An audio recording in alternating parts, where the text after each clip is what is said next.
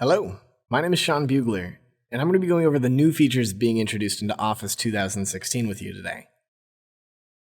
There's a lot of really cool features built into Microsoft Excel, so I'm really excited to show you guys some of the cool things, but the first thing we're going to talk about is just the visual aspect of it. Because for my 2010 and 2013 users, even now you're still noticing some new changes. For instance, it's a lot more colorful, which, if you ask me, isn't such a bad thing here. One of the biggest changes, however, is the File tab. You'll notice that the File tab no longer has the visual distinction of being separate from the rest of the tabs in the ribbon. Additionally, we actually got some new theme options. In order to see them, we're going to need to dive into the File tab and open up our Options view. Here in our Options view, at first glance, nothing looks too different here, but we do actually have the Office theme dropdown, and currently it's set to colorful. Now, this is the default in all Microsoft Office products right now, the colorful theme. But if you'd like, you can actually change it to, let's say, white. Maybe you don't necessarily like all that color, you'd like something a bit more neutral. White will give you exactly that, and in fact, this actually looks a little bit more familiar to my Office 2013 users. Alternatively, however, we also have the dark gray view. The dark gray view is just that. It's a very dark color scale.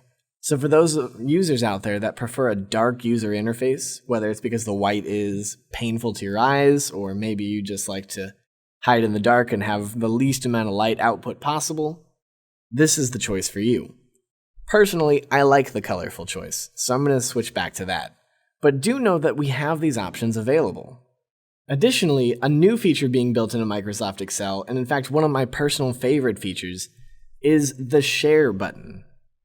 This can be found in the ribbon right here, and it's one of two major changes being introduced inside the ribbon. You can find it in the top right corner of it, indicated by a person silhouette, a plus sign, and the word Share. Clicking on that button is going to encourage you to save this document to the cloud. This is going to make it a lot easier for you to share this document with others. Now, this isn't to say that you can't, and certainly you can, file, save as, save the document to your desktop, attach it to an email, send it off to somebody. But the problem with that is you may not necessarily see all the changes being introduced at any one time. And in fact, what if you make changes after you send it to them? You're going to have to figure it out after you get the document back. The benefit to saving to the cloud is that we're able to very easily upload and download changes simultaneously from users all over the world. So depending on where the person you're asking for help is, maybe they're just down the hall in another office or on the other side of the world, we have the ability to reference this data and pull in the latest updates without having to make duplicate copies of the same file to be collated later. It's simple, just go ahead and click Save to Cloud. In this case here, there's probably many options available for you. In my instance, I'm going to be using OneDrive, although of course you're able to share it to SharePoint as well. And I'll go ahead and call this a work in progress.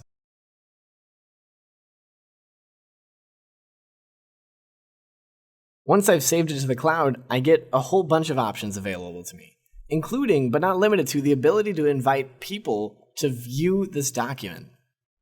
So maybe I need some help from my twin brother. I can send it to his address, and I can even determine whether or not he can or can't edit this document. Maybe I'd only like him to view it and give me some thoughts on how it's been put together. Lastly, I'm able to include a message. What do you think? And I can either share it this way, or alternatively, I can also get a sharing link. So maybe I'd like to paste it to my Facebook, so all of my geeky friends can log on and see what they think about my upcoming document. We have the distinction of an edit link and a view-only link. The share pane is a really cool way for Microsoft to flex their back-end database muscles. It's very easy to share this document with not just people that you work with, but anybody. Now, out of all of the programs inside of Microsoft Office 2016, none saw so many changes introduced as Excel. Now, that's not to say that Excel was missing anything per se, but we've actually got a lot of really cool data analysis tools that were either unavailable completely or, in many cases, were available as add-ons but have finally been baked into the program. Here we have some sales figures from 2013 to present, and when I'm looking at these sales figures, I can see that I've got a series of dates from January 2013 all the way through September of 2015.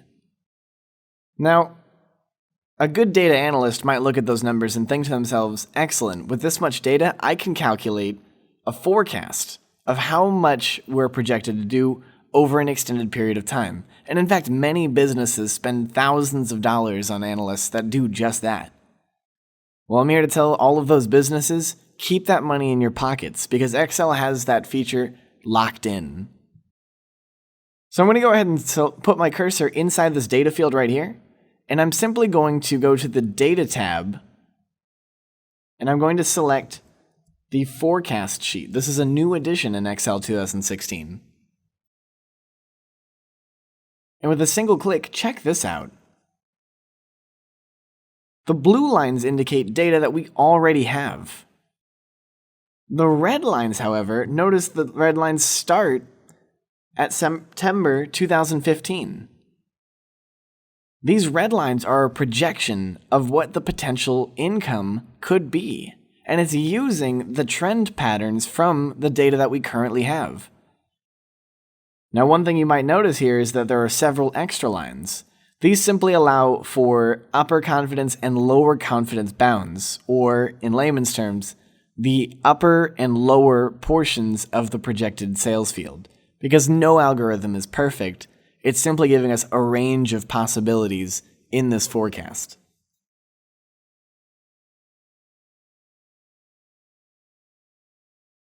So there you have it. This is one of the coolest features I've seen introduced into Excel 2016, but by no means is it the last.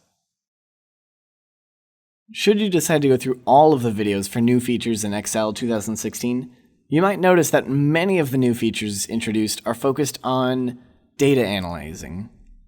And that's no different here with the data we're looking at now. For this particular table, we're looking at income and outgoing expenditures of a business. Now, when we look at data like this, it can be really easy to just tally up all of the information to give a rough estimation of where we are as a business. But it doesn't always do us well to just see where we end up. For instance, when we're analyzing any data, especially income over a period of time, we like to see the peaks and valleys of that data. But up until now, it's been very difficult to analyze peaks and valleys with positive and negative data. There have been ways to do it, and one of those ways was through an unofficial form of chart called a waterfall chart. In fact, for several years, people have been using waterfall charts as a way to analyze this kind of data. The problem was Excel never came with that data out of the box. Until now, that is. In Excel 2016, we are finally getting what we've asked for several years. We are getting a built-in waterfall chart. In order to analyze waterfall chart data, we're going to need two columns. We're going to need our statements on the left, simply indicating whether or not this data is coming or going. And we are going to need the actual numbers. Now, waterfall charts don't need negative numbers per se, but they work a lot better with them. Which is to say, it's a lot easier to focus on this data when you can see data, and in particular, these finances, increasing and decreasing. So I'm going to place my cursor inside this data set, and I'm going to navigate to the Insert tab here. And instead of navigating through all of the chart fields here, I'm going to go ahead and select Recommended Charts. And sure enough, the second option presented to me is a waterfall chart. Again, this is a new addition in Excel 2016. And there you go. So waterfall charts allow us to see the ebb and flow of finances. Of course, in this particular instance, the blue bars indicate income. Meanwhile, the red bars indicate outgoing finance. This is a really cool way to see the state of affairs in terms of balancing from category to category. So we can see here at the very end of everything, we came out slightly on top, but not nearly as much as we would have liked to have after we started. So waterfall charts are a really great way to analyze this kind of data really quickly and easily. One of the coolest features about Excel, at least in the last several years, has been not just the ability to work with data that we put in, but to work with data that comes from external sources. For example, in previous instances, we've been able to go to the Data tab and pull information from external sources, for instance, Access, the web, and from text. For all of my Excel Power users, however, you might have known about something called the Power Query series, which was simply a collection of query information and tools that was exclusively focused on more advanced resources beyond the standard import of external data. I'll give you an example. For instance, on a website here, in this case, Google Finance, there might be some information on this that I find necessary in order to do my job and do it well. Many of us require information regarding where the US dollar is versus foreign currencies in the current market. Now, I like this information, but I don't necessarily want to have to go through the whole process of copying and pasting in order to get that information. Having said that, Excel 2016 has introduced a new way of pulling that information from the web using a query. So here in the new query dropdown, I'm going to go ahead and pull from other sources. And while there are many, many different places that you can pull data from, including Facebook, in this case here, we're going to pull from the web at large.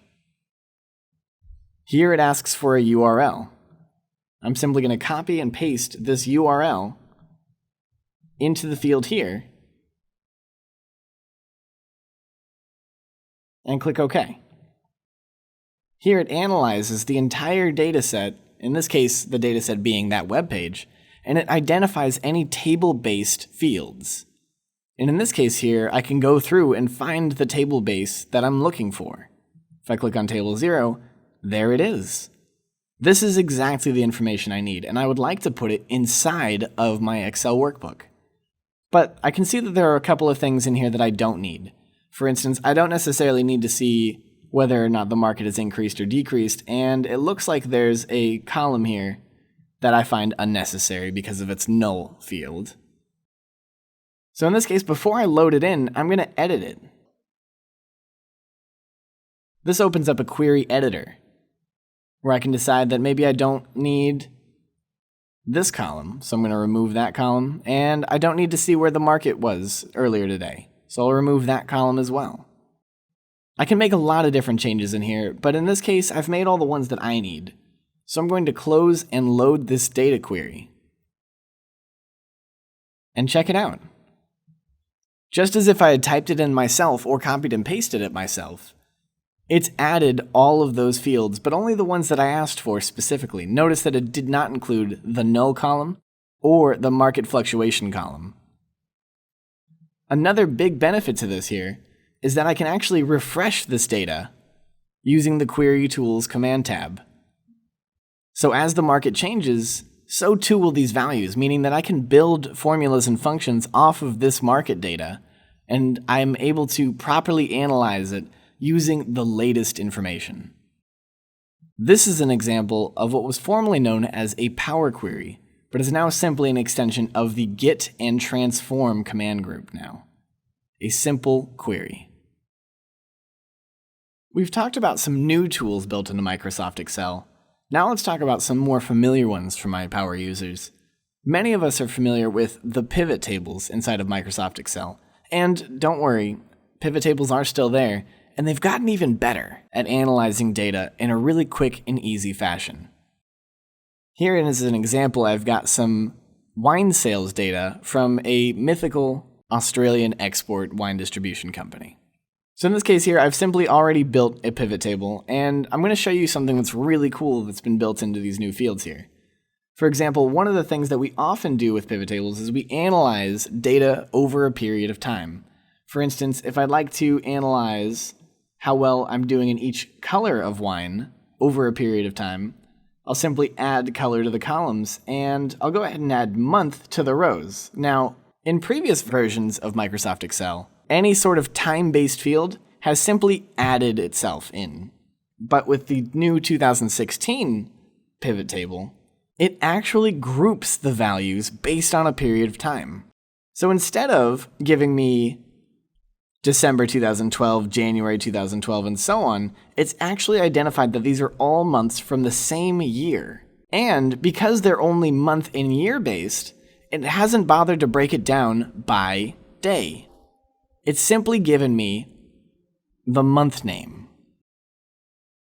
I'll go ahead and add sales to this field right here.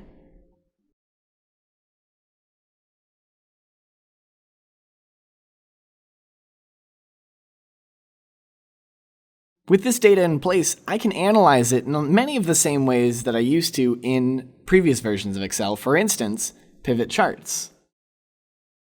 But with pivot charts, even here, we're seeing some massive changes. Now, it looks like a regular pivot chart, at least at first glance, but we're actually seeing a whole new introduction to drill down buttons. This is a new feature built into Microsoft Excel 2016. The ability to expand this data using the drill down field. This analyzes the data even further than before. So for instance, if I had multiple days inside the January field, I would be able to analyze it on an even deeper basis. Consequently, all of my fields are exclusively focused on month and year fields only.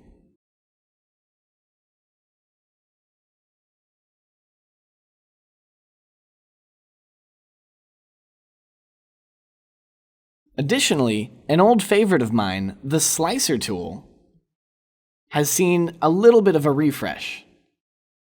Still here inside the Analyze tab for all of my 2013 users, we have the slicer tool. So I'm going to go ahead and insert the slicer tool. And for those of you who are not familiar with the slicer tool, this is simply a user interface tool that allows me to filter based on selected information. So for instance, maybe I don't necessarily want to see all of the user sales, representative sales. Maybe I only want to see Bob Oatley. Of course, because this is a line chart, that's not the best way to do that. And in previous versions of Excel, the only way I've been able to select multiple options inside of a slicer tool was by pressing and holding the Control key and selecting multiple fields. Unfortunately, for as user-friendly as the slicer tool was, this particular part wasn't necessarily the most intuitive. However, Microsoft has now introduced the Multiple Item Select tool inside the slicer. Selecting the Multiple Select tool, I can now select multiple items and deselect multiple items based on what I would like to see.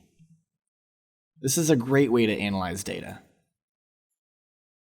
One admittedly small feature that's also been introduced into pivot tables is the search field inside the pivot table fields field list. This is of particular use to those of us that have many different fields inside of our pivot tables, or from the original source data. Simply by clicking inside the search field here, I can search for any fields that I deem necessary. So for instance, maybe I'd only like to find my state field, and then add it. I can do that. The search field makes it a lot easier to find these values really quickly. If you've watched any of our other Intro to Office 2016 new features videos, you might have seen us mention something called the Tell Me bar. This is a tool that's being introduced across all of Microsoft Office 2016's products. It can be found up in the top right-hand corner of the ribbon, indicated by a light bulb, followed by the phrasing, "Tell me what you want to do." And it's exactly that. It's the ability to go into this field right here and look for anything inside of Microsoft Excel. For instance, I'd like to turn this into a pivot table, but I don't necessarily know where the pivot table tool is. So I'm simply going to type how to make a pivot table. And sure enough, the top option populates that answer for me. And it's not just an indication that the pivot table tool exists, it's actually a direct link to that tool. So if I click on the pivot table button, it actually creates that pivot table for me. Maybe I'd like to introduce some comments into this so that I can leave notes for the next person that's going to be going over this document. But maybe I'm not sure that exists inside of Microsoft Excel. Can I leave comments? And there it is at the very top, show all comments. I can also insert comments. So now I know for sure that this is a tool that's available for me inside of Microsoft Excel. With a tool like that, it's hard to say whether or not I'll have a job in the next couple of years. Microsoft has made it incredibly easy to find any number of different tools inside the program without having to know exactly where they are. As a natural extension of the Tell Me bar, we also have a new feature built in called Smart Lookup. Now, when we're working inside of an Excel spreadsheet or a Word document or a PowerPoint presentation, we don't always have all the information we need in order to get the job done. For instance, I may not necessarily know what Heggie's Riesling is. So maybe I would like more information on that. Well, in Excel, it's very easy. Instead of having to go outside the program, open up my web browser of choice, type in my search web browser, type in exactly what I'm looking for, in this case, Heggie's Riesling, I can simply right-click on the cell and use my Smart Lookup tool. This opens up the Insights panel. In this case here, the dominant result is pictures of Heggie's Riesling. But as I scroll down here, I see even more information. In this case here specifically, I can see that this is referencing Heggie's Vineyard. And in fact, there it is. Heggie's Vineyard Riesling is a pale straw color with an underlying green hue. So I got a lot of information in just 2 clicks. Maybe I'm not 100% sure what Shiraz is. I've seen it a lot, but I've never had it. So I'm not 100% sure what goes into it. So I'm simply going to right-click on Shiraz once again and select the Smart Lookup tool.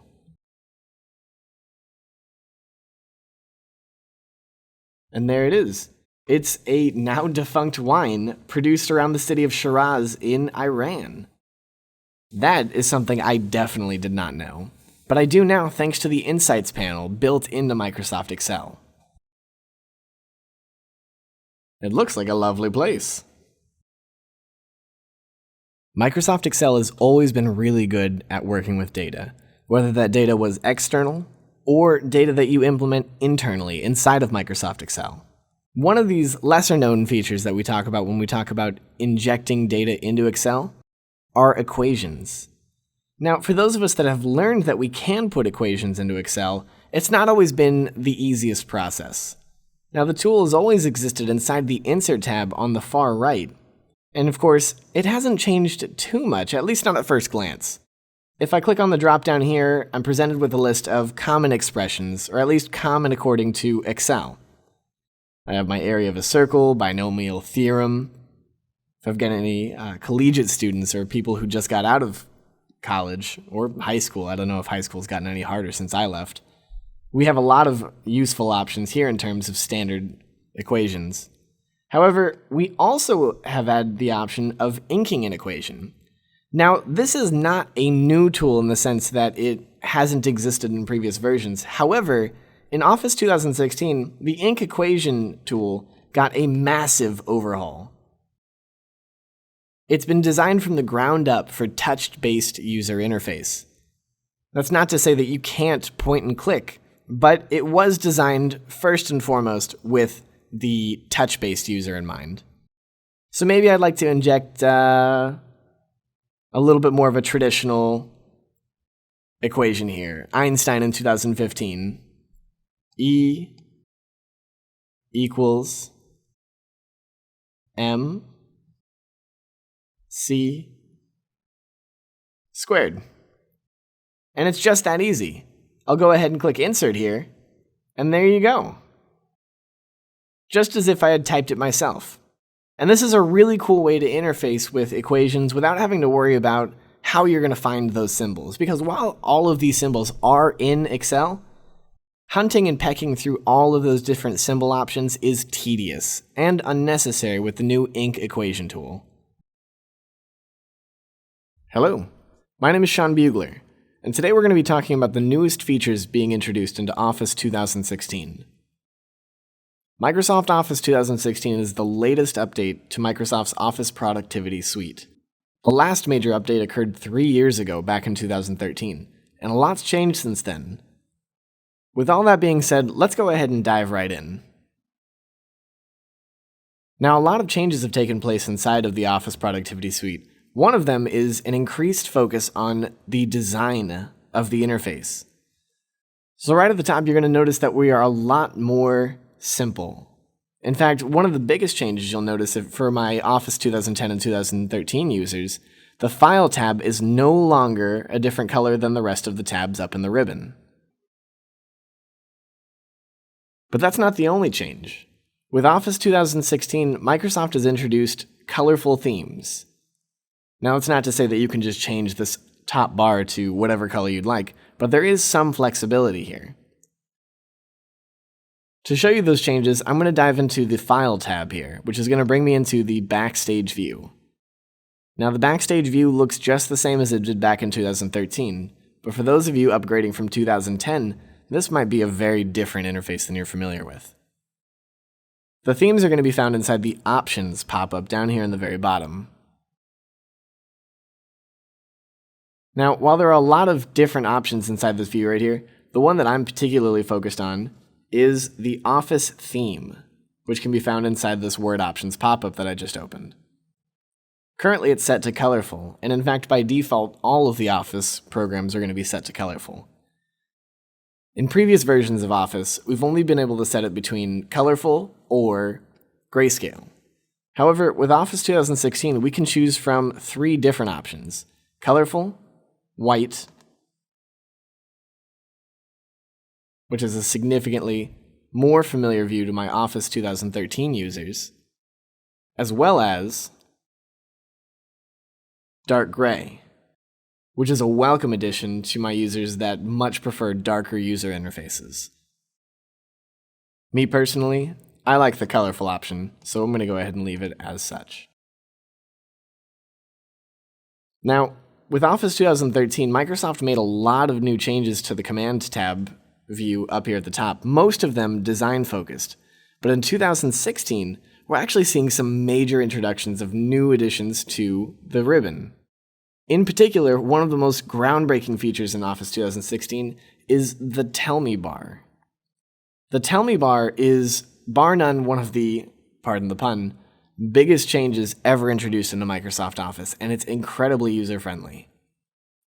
So for example, let's say I click inside this Tell Me bar right here, and I've forgotten how to insert an image into Microsoft Word. So I'm simply going to, in this field right here, how do I insert a picture? And check this out right here. That very first option gives me the ability to insert a picture. If I go ahead and give that a click, it actually just opens that tool. So this is a really cool way to find tools and features that you might have forgotten where they were. Maybe I'd like to check the print preview. So I'm just going to type print preview here. And here's my print preview and print tool, which takes me right into my Backstage print view. The Tell Me feature collates all of the different tools inside of Microsoft Word, Excel, PowerPoint, and all the other programs in the Office Productivity Suite. And it makes it a lot easier to find the tools that you know exist, but may not necessarily remember how to find. This is even more useful when you're just not sure if a program can do something. So maybe I'm not entirely sure whether or not I can change the theme of our document. So I'm going to go ahead and just type, can I change the theme? And not only do I get my themes option, I also get my theme colors and theme effects. So this is a really cool way to view a number of different options that are available to me, all without having to find them in the ribbon myself. Tell you what, with a feature like this, I might be out of a job. When you're working inside a Word document, you're not always going to have access to the information you need in order to fully flesh out the information being typed into the document. Or maybe better yet, you've received a document from somebody where you're not 100% sure you understand the meaning or the context. Or maybe they're making a reference to something that you're just not familiar with. What would our normal response be? Well, in 2015, I'll tell you mine, I usually Google it. But that means going outside of the program in order to find the answers. And that, while it may not seem like a big deal, it's only because we didn't have any other solution until now. I'll give you an example. Let's say I got this document, and the first sentence is a doozy. Elon Musk is often considered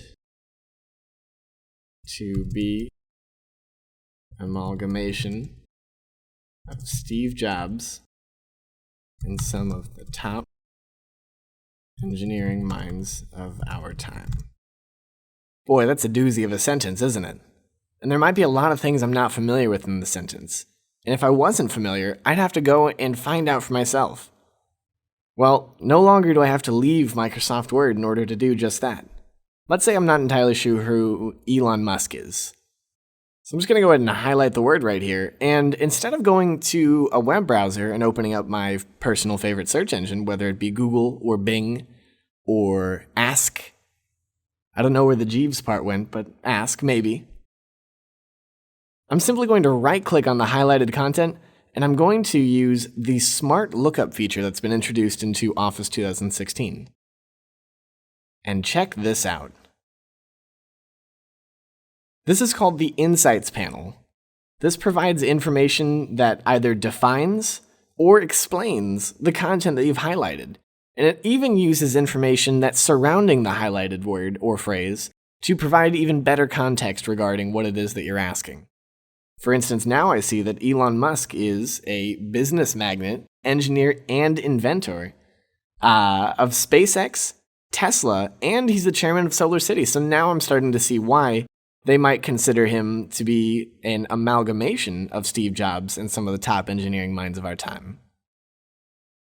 Insights allow us to see not just a wiki of this information, for those of you who know the shorthand term for Wikipedia, but I'm also able to see relevant search topics. In this case here, I see that the top search link is Wikipedia, and within that, the Hyperloop.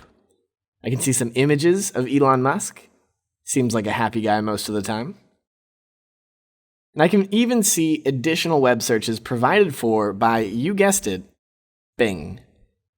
This is a really big deal because Microsoft is finally starting to flex their muscles with all of this massive data they're starting to accrue with the Bing search engine. I'll go ahead and close out of that.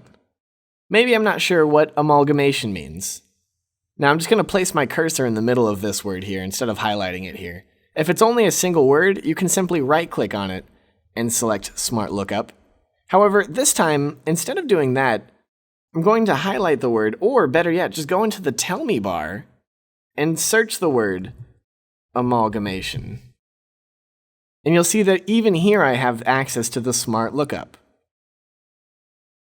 This time, amalgamation is not a word, so it's actually giving me the definition. The action, process, or result of combining or uniting. So now that makes sense. Elon Musk is considered to be a combined unit of Steve Jobs and some of the top engineering minds of our time. Suddenly this whole sentence makes a lot more sense. And this is all thanks to the Insights panel, which allows me to, using Smart Lookup, pull all the information through Bing and answer some very easy questions, and even some not so easy ones. Microsoft Office is used by millions of people all over the world for a variety of different purposes. That means that Microsoft Word needs to have tools that fit the needs of all these different people, using it for all these different things. One tool that gets so little attention, at least it has until now, has been the equation tool. Believe it or not, people do still write equations outside of high school and collegiate algebra and calculus. Now, the equation tool by itself still gives you the option to choose from a variety of different built-in expressions, and this has always been the case, at least it has been since 2010. But what's always been kind of a tedious and tiresome process has been hand-drawing these equations. In 2013, the feature got a little bit better, but it still wasn't exactly what we hoped it would be. However, in 2016, it's gotten a huge overhaul. So, by having selected the Ink Equation button in the Equations dropdown, I get this pop-up right here where I can write math here and get a preview up here. So for instance, maybe Einstein in the year 2015 would like to write his famous equation E equals mc squared. Now, my apologies for my handwriting here. I'm going to go ahead and fix that. E equals mc squared. Once I've done that, I can go ahead and click Insert, and it'll actually insert that function into the document for me. The inking tools option has gotten significantly better.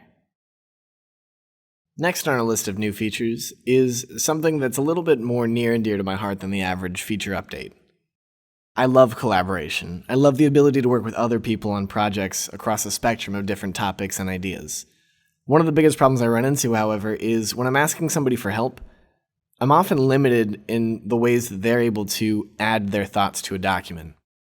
One of the default ways that I've had to do it in years past is through email as an attachment. So if I've ever wanted anyone to help me, I've had to create an email, attach that email, send that email, and patiently wait for new changes to be added in order to see what their thoughts are. But with 2016, that all changes with a tool called real-time co-authoring.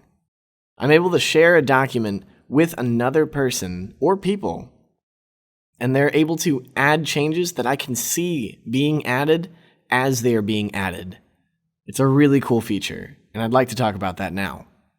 Before I talk about the real-time co-authoring part, we're going to need to do something with the Share pane. The Share pane is a new tool that was also introduced in Office 2016, and it's the second major change that took place inside the ribbon. The first, of course, being the Tell Me bar. The Share pane can be found on the top right corner next to the username login. In this case, there I am being logged in. And immediately to the right of that is the Share button, indicated with a silhouette of a person, a plus sign, and the word Share. I'm going to go ahead and click on Share, and it's actually going to need me to save to the cloud. This is a really important change that's being built into Office 2016. Microsoft is very much a cloud-first company nowadays, and one of the things that comes with that is they're really pushing hard the ability to share documents over the internet using the cloud. So I'm going to go ahead and save to the cloud here. And there's a lot of different options. You might see one's different than mine, but in this case, I have access to OneDrive, Microsoft's online cloud storage solution. I'm going to go ahead and pick a folder within there. And I'll go ahead and call this document Work in Progress. And I'll click Save. Once I've clicked Save and it's uploaded to the cloud, this document is now available for me to access anywhere I have access to the internet.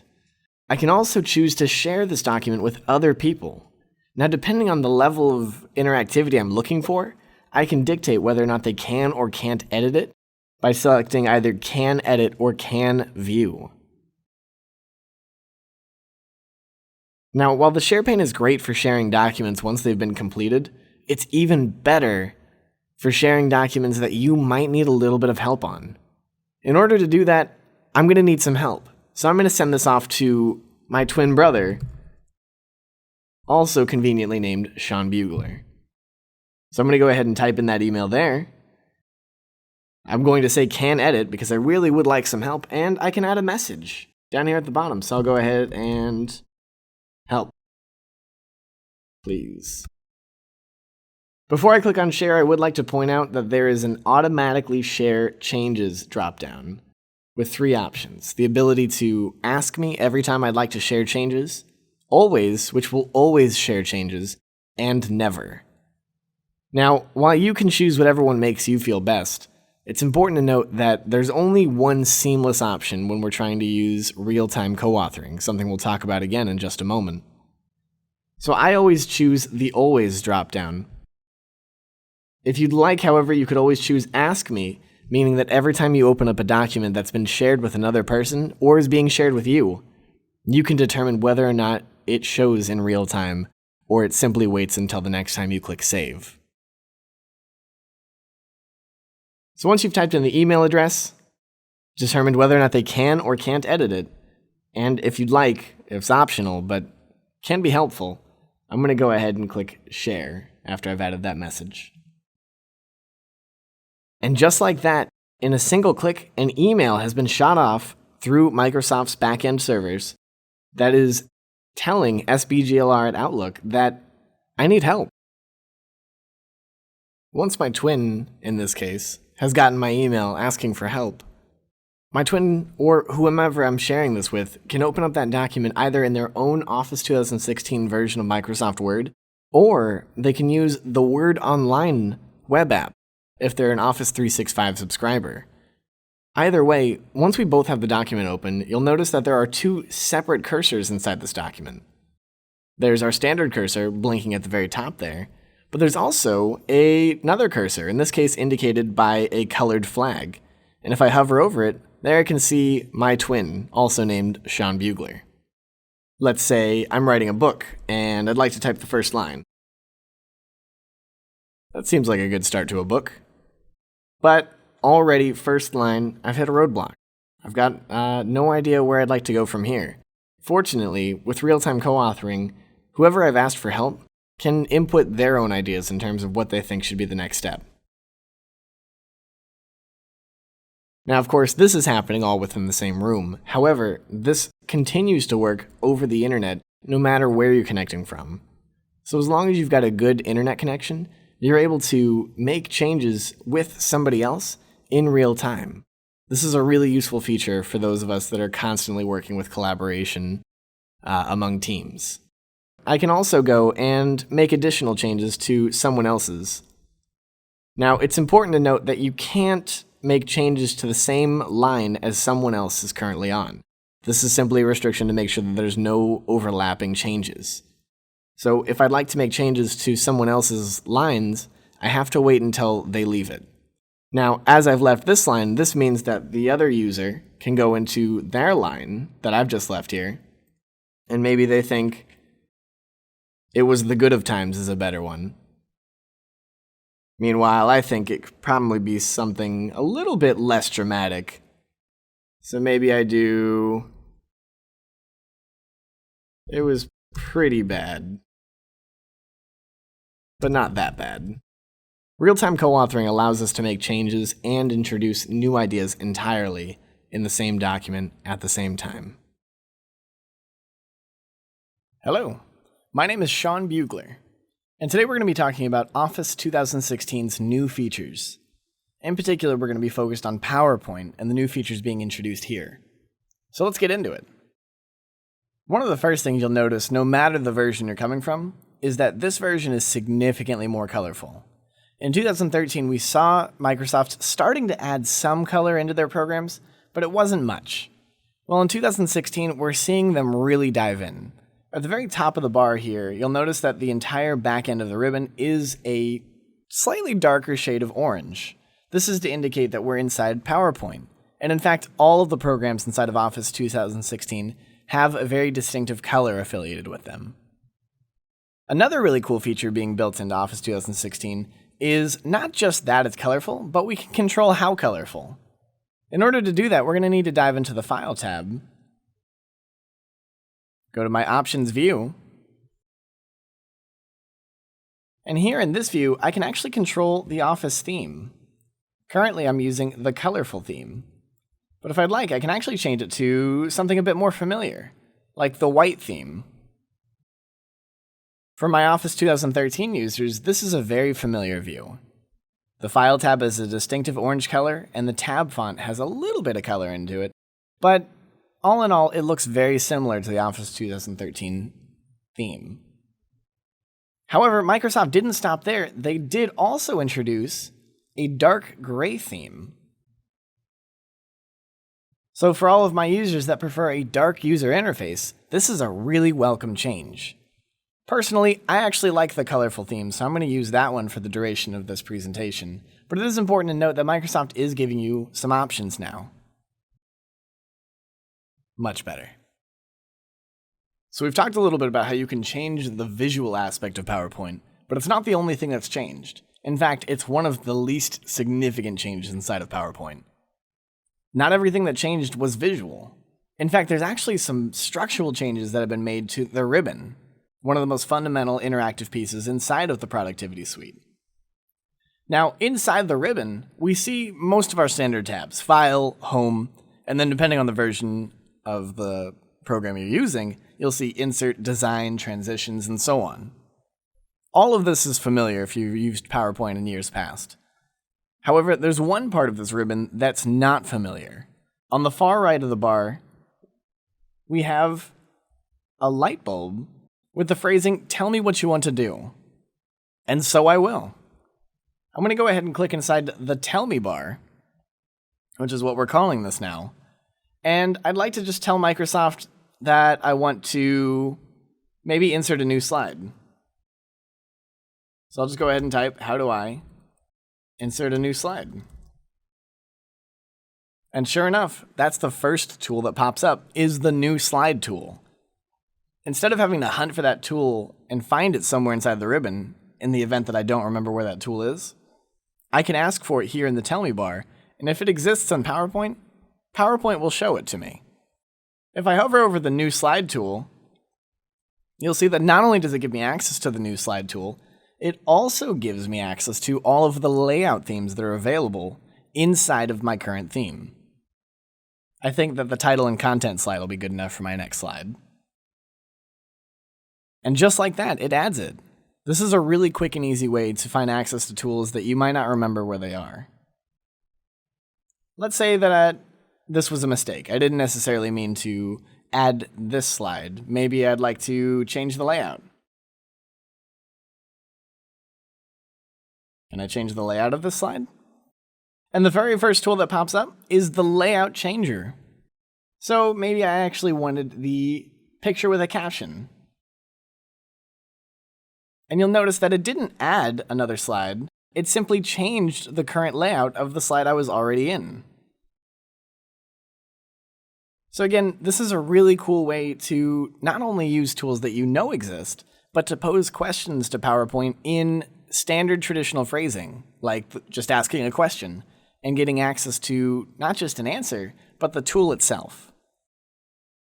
When we're creating a PowerPoint, or really any presentation for that matter, it's rare that we don't have all the information already, but there are those occasions. For instance, here in this slide, I'm trying to build a profile on who is Satya Nadella. And to be honest, I might not know who he is. This might have been something that was handed down to me from my boss or my boss's boss. So I need to find out who Satya Nadella is. Now, in these circumstances, generally what would happen is I would minimize PowerPoint, I would open up my web browser, and I would find my search browser of choice and search for Satya Nadella. That's a lot of steps. In PowerPoint 2016, I can simply highlight the text I'm not sure about, right-click,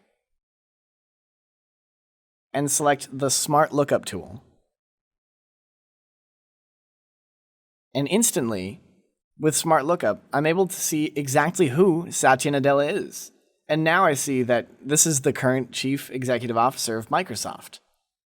I can even see when he was appointed, who he succeeded, and what his current duties are and were prior to his job as CEO. As I scroll down, I can see that not only do I have his Wikipedia information, but I also have images in case I need to see exactly what he looks like. Or maybe I'd like to get information on what the web is saying about him. Notice at the bottom here, shockingly, this feature is powered by Bing. This is a new feature, and its existence is found in Word, Excel, and PowerPoint at this stage. Now, I'm not limited to just right-clicking on content. I can also use the Tell Me bar. So let's say that I'd like to find out who the person he succeeded was. In this case, I'm talking about Steve Ballmer. So I'm going to go ahead and type Steve Ballmer into the Tell Me bar, and I'm going to smart look up Steve Ballmer. And there he is, the former CEO of Microsoft. And I can see now that he's also the current owner of the LA Clippers. That's got to be a tough job these days. Once again, I have access to his Wikipedia information. Additional photos. That's a winner right there. And I also have access to the top web search links that appear if you search using Bing. The Smart Lookup feature, as well as this Insights panel that pops up when we use it, provides a lot of context regarding what it is that you need information on, and this can be a very powerful tool when we're talking about building presentations from scratch. Sharing is easier than ever in 2016. In years past, if we wanted to share a document, whether it was to give somebody the final copy or to ask for insights into what they think does and doesn't work, I've had to go to the File tab and save the document.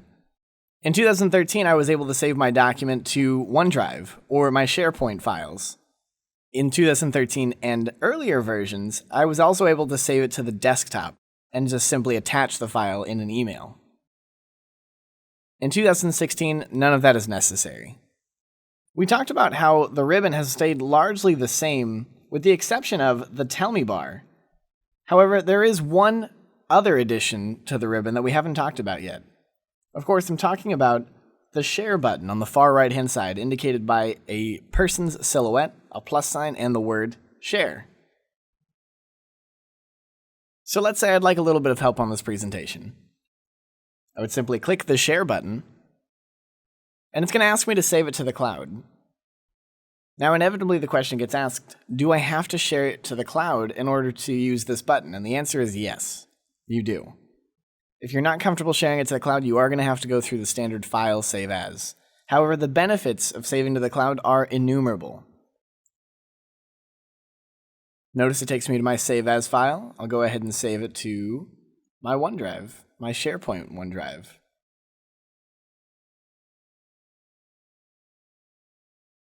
And I'll go ahead and, I'll call it PowerPoint 2016.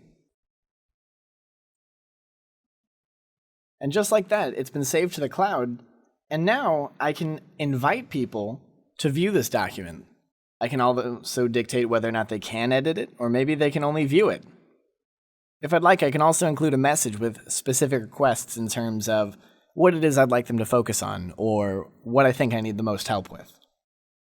So maybe I'll send it over to my twin brother with a simple request. And just like that, an email's been sent. In that email, there's a link, not just to a copy of the file, however, to the actual file, meaning that if any changes get made to the document, when I come back, I'll actually be able to see all of those changes happening in my own original document. This cuts out the tedious process of creating an email, sending an attachment, and waiting for that person to not only make changes, but then create another email, attach the new copy of that document, and then email it back to me. Instead, now I get to see all of these changes happening in almost real time. It's a really cool feature, and it's going to make a big difference for teams where collaboration is a big part of their workflow. PowerPoint presentations are used for a number of different purposes. Whether it's presenting financial data for the state of affairs in your company, or those really great photos you took of you and your significant other in Boca. Whatever the purpose, Microsoft has always been tasked with having to provide tools that make all of these uses easier, without making the program too complicated to learn. One of those tools that was introduced in 2007 was the ability to build charts from within PowerPoint instead of creating them in Excel and copying and pasting them into PowerPoint. With that being said, the selection of charts has grown over the last couple of years, and 2016 is no different. In 2016, we gain access to 6 brand new styles of charts. One that I'd like to talk about is one that I have a near fondness for, the Waterfall chart. I'll give you an example here. I'm going to go ahead and insert a chart here.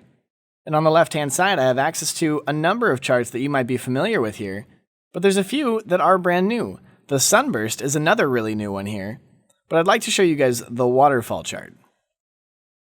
So I'm going to go ahead and select the waterfall category, and I'm going to click OK. As in previous versions of PowerPoint, a little snippet of Microsoft Excel actually appears inside the field here. And it's actually provided a little bit of dummy data for us, and this is good enough for me.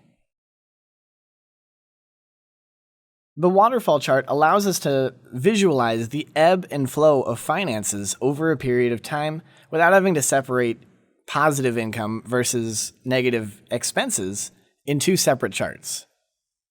In years past, we had to build these manually, and it was an incredibly tedious process. But for the first time ever in 2016, it's all being done in-house right out of the box. So to whoever is out there that works for Microsoft, thank you.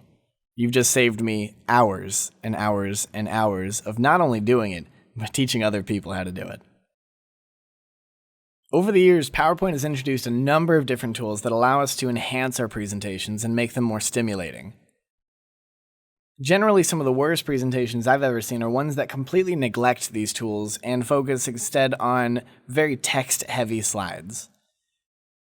I mean, does anyone really read all of those really dense text-heavy slides? I mean, I don't. I try, and it's not for lack of trying, it's simply difficult to focus on. So Microsoft has provided a number of different tools that make it easier for us to jazz things up. Of course, we've been able to insert pictures for years now, and it's gotten better as we've been able to add smart art, charts, and all of these visual aspects are great. But maybe I'd like something a little bit more dynamic. Well, in 2016, I've got my wish. Microsoft has implemented a tool known very simply as screen recording. I can actually record a portion of the action on my screen and paste it directly into a PowerPoint presentation. So in this slide here, the question is, who is Sean Bugler? And you might be asking yourself that exact same question. Well, I'll give you a hint. He's really good looking, and you're listening to his voice right now.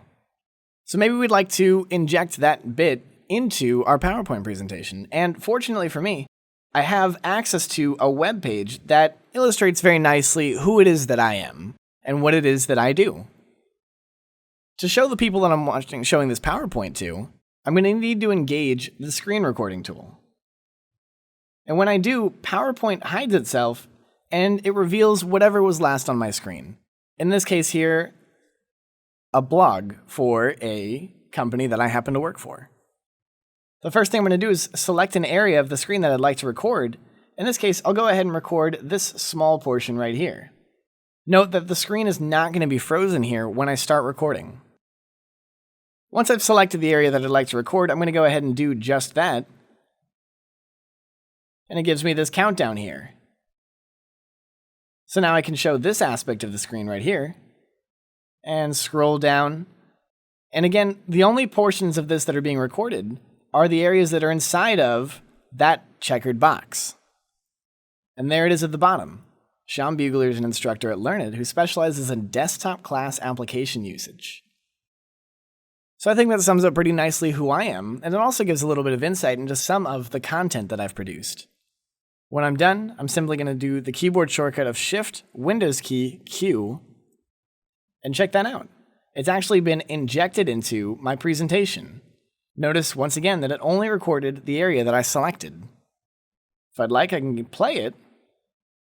So now I can show this aspect of the screen right here and scroll down. And again, the only portions of this that are being...